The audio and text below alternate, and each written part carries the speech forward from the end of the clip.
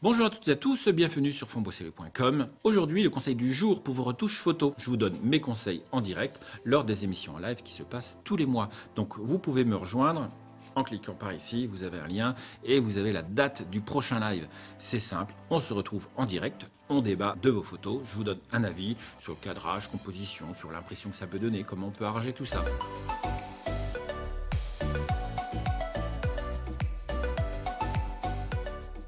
Aujourd'hui, on va voir une photo de Clara en noir et blanc et comment utiliser le filtre radial par exemple. Il y a un outil que j'utilise très souvent lors de mes corrections en noir et blanc et même en couleur, c'est les courbes de tonalité. Ce panneau là qui a l'air un petit peu étrange parce qu'il y a quelques réglages, il y a une espèce de carré avec des boutons un peu dans tous les sens. Vous allez voir qu'avec juste une petite correction simple, on peut donner un aspect délavé à vos photos en noir et blanc et même vos photos en couleur. Allez, je vous montre ça, l'exemple avec la photo de Clara. Moi j'aime bien cette photo là.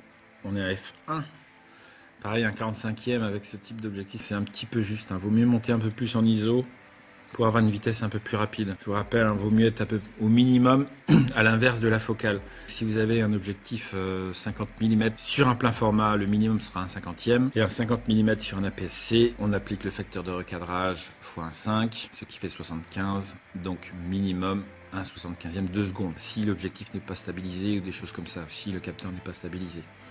Ça, c'est des règles de base à adapter en fonction de votre matériel. Je trouve la composition est sympa parce que c'est ce côté décalage. Moi, j'aime bien toujours quand on laisse de la place pour montrer le contexte. Ce que j'en ai fait, moi, du coup, j'ai donné un peu plus de présence à Clara en donnant toujours pareil un petit peu plus de contraste. On voit bien l'histogramme avant. Ici, là, c'est les teintes blanches, mais si on les enlève, il y a, voilà, ça se trouve très en bas. Et puis, on n'est pas focalisé vraiment sur son visage. Donc, moi, je veux donner vraiment plus présence sur la petite fille. On expose du contraste, on met les baisses lumières, puis on ajuste les blancs, les noirs, avec toujours cette petite courbe ici, et je crois que c'est tout ce que j'ai fait. Et j'ai redressé un petit peu.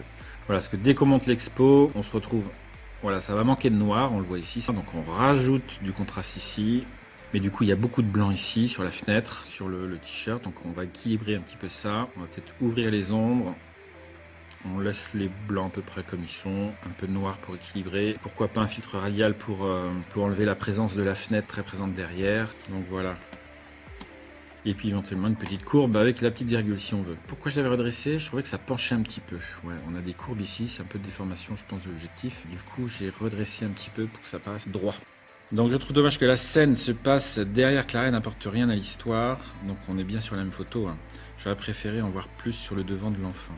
Pareil, quand c'est en décalage comme ça laisse un petit côté mystérieux. Ça montre le contexte dans lequel il est. On voit le canapé, on voit le salon, on imagine il y a des miroirs derrière. Savoir ce qu'il y a sur la table, on ne sait pas forcément. Donc c'est jamais trop évident quand on ne voit pas le contexte forcément. Donc vous avez vu, attention à votre exposition quand même, c'est le sujet est toujours le plus important. Donc le sujet, votre modèle, c'est vraiment le plus important et c'est là-dessus qu'il faut vraiment accentuer l'exposition.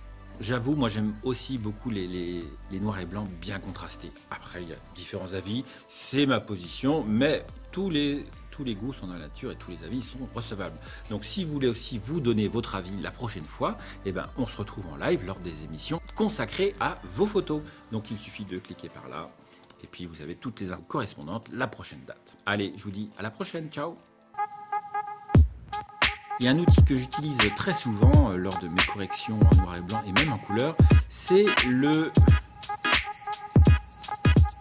les courbes de tonalité.